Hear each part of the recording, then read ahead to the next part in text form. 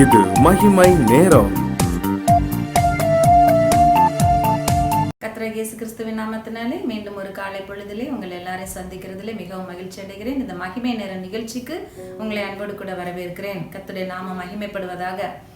நாம் 2 கொரிந்தியர் 9வது அதிகாரம் 15வது வசனத்திலே அப்போஸ்தலனாகிய பவுல் சொல்லிய இந்த வசனத்தை நாம் தியானித்துக் கொண்டிருக்கிறோம்.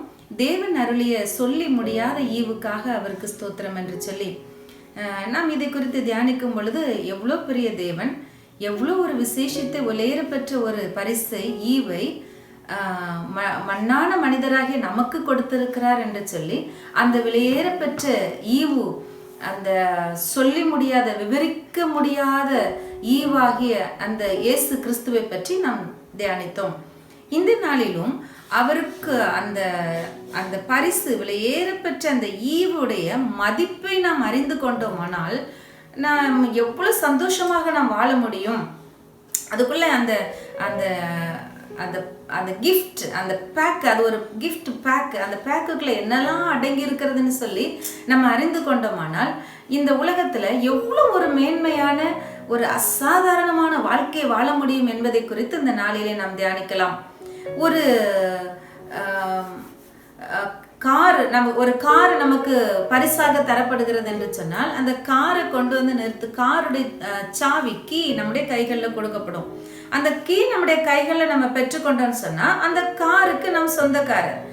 அப்போ பரலோகத்தின் தேவனானவர் தம்முடைய ஒரே பேரான குமாரனாய இயேசு கிறிஸ்துவ நமக்காக இந்த பூமியில கொடுத்திருக்கிறாரு.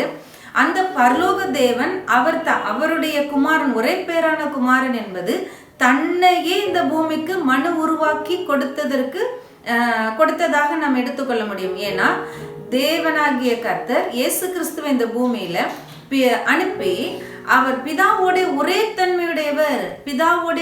தன்மையுடையவர் என்கிற வார்த்தை நாம் சொல்லுகிறோம். அப்படியானால் பிதாவே குமாரனாக நமக்காக பூமிக்கு இறங்கி வந்தார் என்று சொல்லி நாம் எடுத்துக்கொள்ள முடியும்.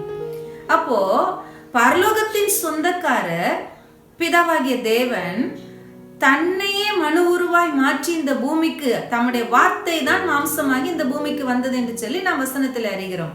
தன்னையே மனு உருவாக்கி இந்த பூமிக்கு கொடுத்தார் என்று சொன்னால் அந்த இயேசு கிறிஸ்துவை பெற்றுக்கொள்ளும் பொழுது அந்த இயேசு கிறிஸ்து மூலமாய் அந்த பரலோகத்தை நாம் சொந்தமாக்கி கொள்கிறோம். இப்படி சொல்லலாமா?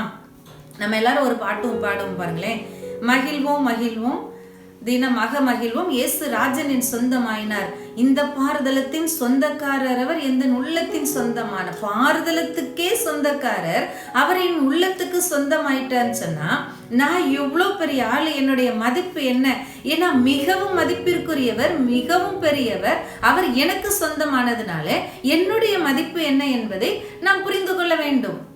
இதைத்தான் நம்ம அவருடைய மதிப்பை நம்ம புரிந்து கொண்டோம்னு சொன்னா அந்த உலகத்துல நம்ம வாழ்கிற வாழ்க்கை மிகவும் அர்த்தம் உள்ளதாக, லகுவானதாக, சந்தோஷம் உள்ளதாக நாம் காண முடியும்.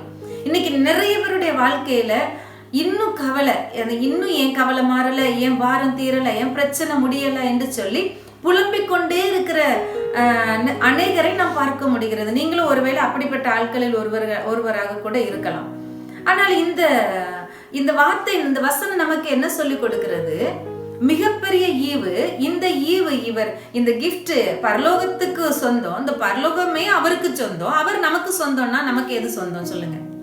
பரலோகமே அவருக்கு சொந்தம், அவர் நமக்கு சொந்தம். அப்ப நமக்கு பரலோகம் சொந்தம். அந்த பரலோகத்தின் ஆசீர்வாதங்கள் நமக்கு சொந்தம்.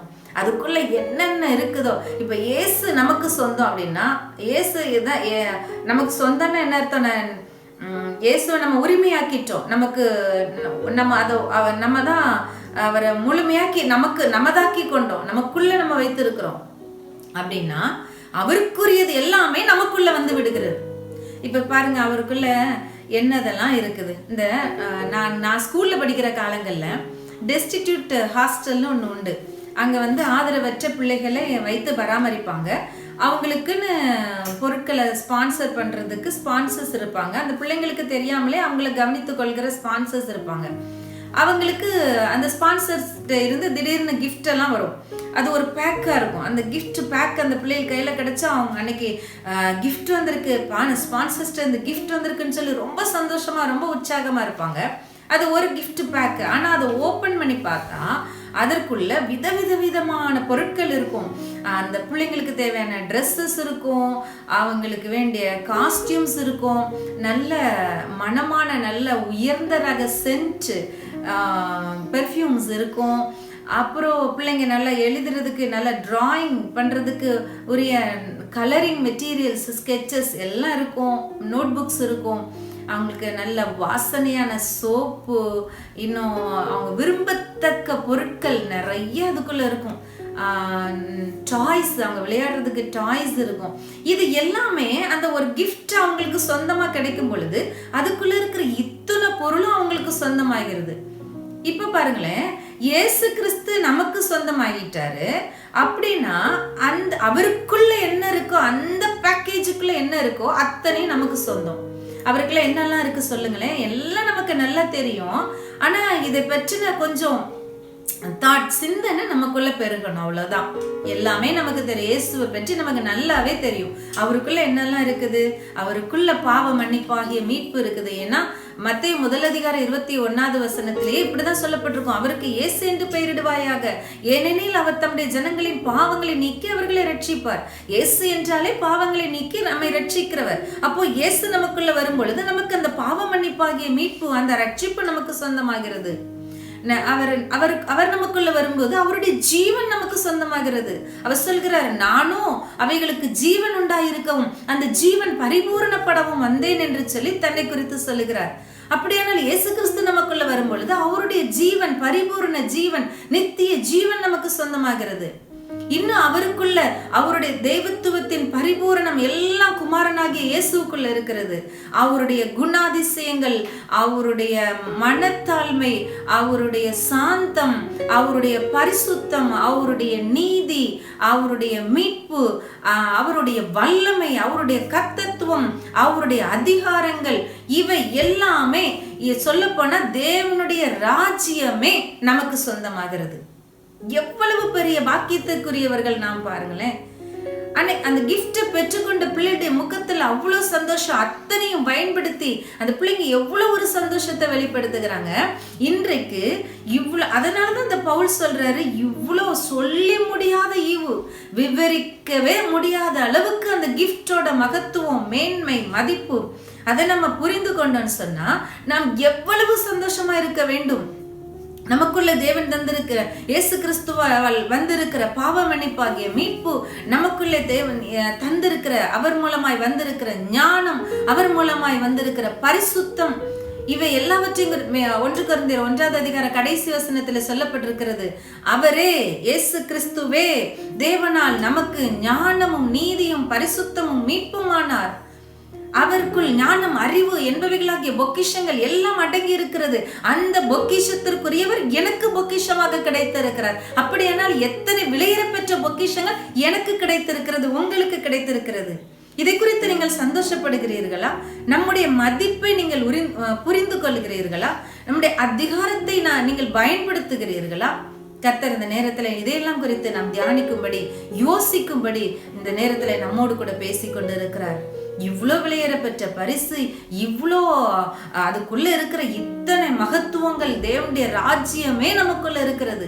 தேவனுடைய ராஜ்யம் புசிப்பும் குடிப்பும் அல்ல, அது நீதி, சமாதானம், பரிசுத்த ஆவியினால் உண்டாகிற சந்தோஷமா இருக்கிறது. அப்படியானால் நாம் எத்தனை சந்தோஷம் உள்ளவர்களா இருக்க வேண்டும்.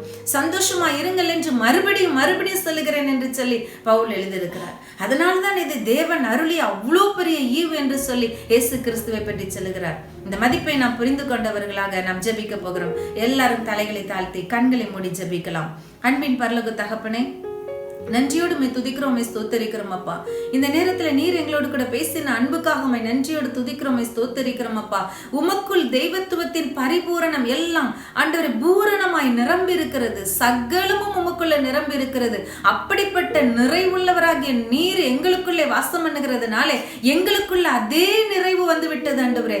அதே நிறைவுள்ளவர்களாய் நாங்கள் இந்த உலகத்திலே வாழ முடியும் ஆண்டவரே. உமக்குள் இருந்த பரிசுத்தத்தை கொண்டு பரிசுத்தமுள்ளவர்களாய் வாழ முடியும். உமக்குள் உள்ள ஞான ஞானத்தை கொண்டு ஞானமுள்ளவர்களாய் வாழ முடியும். உமக்குள் இருக்கிற அந்த பாவ மன்னிப்பின் நிச்சயத்தை கொண்டு ஆண்டவரே நாங்கள் குற்றமற்ற ஒரு மனசாட்சியோடு வாழ முடியும். ஆண்டவரே உமக்குள் இருக்கிற விடுதலை, சுகம் அத்தனையும் ஆண்டவரே எங்களுடைய வாழ்க்கையில நாங்கள் பெற்று அனுபவிக்க முடியும். அத்தனையும் எங்களுடைய வாழ்க்கையில வெளிப்பட முடியும் என்கிற சத்தியத்தை நீர் எங்களோடு கூட பேசின அன்புக்காக நன்றியோடு உம்மை துதிக்கிறோம், ஸ்தோத்தரிக்கிறோம். தொடர்ந்து எங்களோடு கூட பேசுவீராக. துதி கன மகிமையெல்லாம் உமக்கு ஏறெடுக்கிறோம். இயேசுவின் நாமத்தில் ஜெபிக்கிறோம் நல்ல பிதாவே, ஆமென்.